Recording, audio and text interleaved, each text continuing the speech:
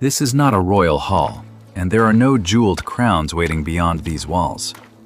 What stands before you is something quieter, far more ordinary. A timber dwelling within a fortified English town around the year 960. The wooden gate closes slowly behind you, its weight felt more than heard. Outside, the modern world disappears. Inside, the air carries a chill that clings to your breath. A faint scent of smoke drifts through the settlement, rising from dozens of hearth fires that have burned since dawn. Above you, rooftops of straw and timber form an uneven horizon. Their darkened surfaces reveal years of rain, wind, and patient repair. Nothing here is polished. Nothing exists for decoration alone. Every structure speaks of effort and necessity. You step onto a narrow lane pressed between leaning wooden walls. The ground beneath your feet is soft and uneven, marked by cart tracks and footprints hardened into the earth.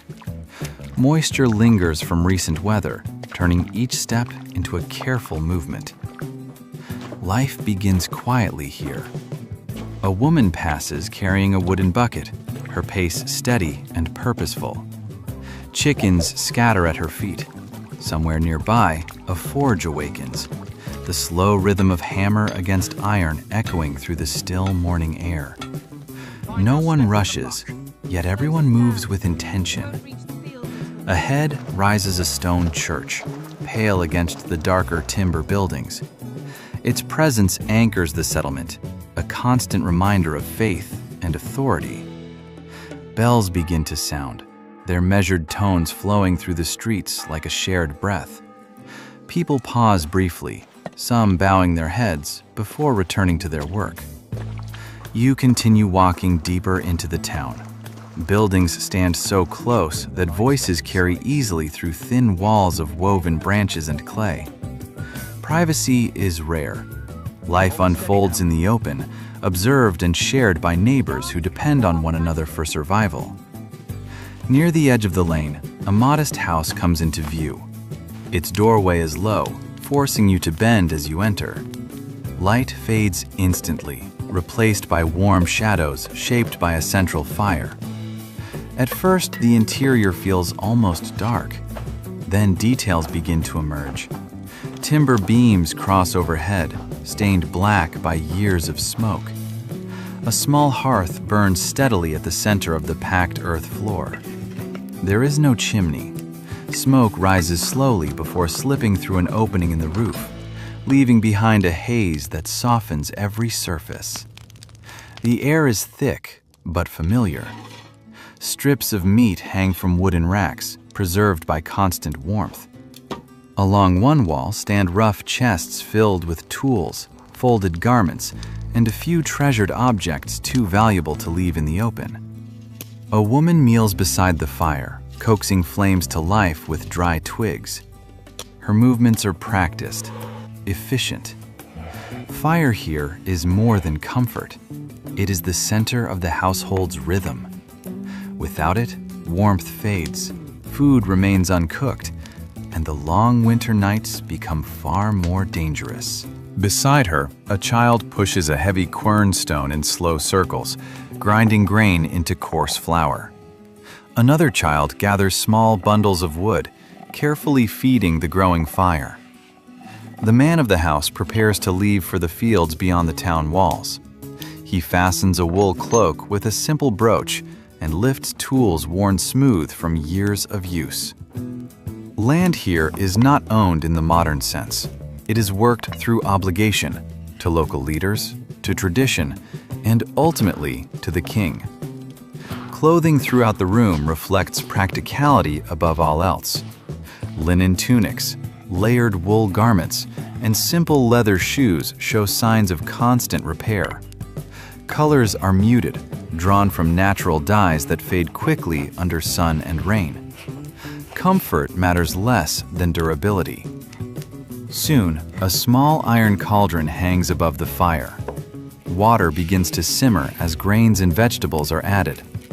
The scent of leeks and herbs fills the room.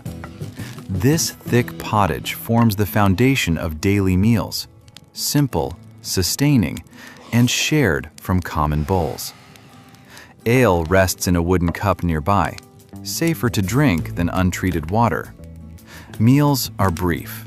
There is little ceremony, only the quiet understanding that work waits outside the door. As daylight strengthens, activity across the settlement grows. Traders arrive carrying wool, salt, and pottery. Craftsmen shape tools essential for farming and defense. Near the church, monks move between buildings, preserving knowledge through careful writing. Faith shapes every moment here. Small crosses hang near entrances, believed to guard against misfortune. Morning prayers begin and end the day, offering reassurance in a world where illness or hardship can arrive without warning. Inside the dwelling, the closeness of life becomes clear. Beds of straw and wool lie near the hearth, positioned to capture warmth through the night. Darkness inside the house grows deep once the fire burns low, broken only by faint embers glowing like distant stars. As evening approaches, the settlement softens into quieter rhythms. Tools are repaired by firelight. Wool is spun into thread. Stories pass between generations, carried not by written pages, but by memory and voice. Beyond the walls, fields fade into shadow. Within them, fires glow through narrow openings, each one marking another household continuing its routine.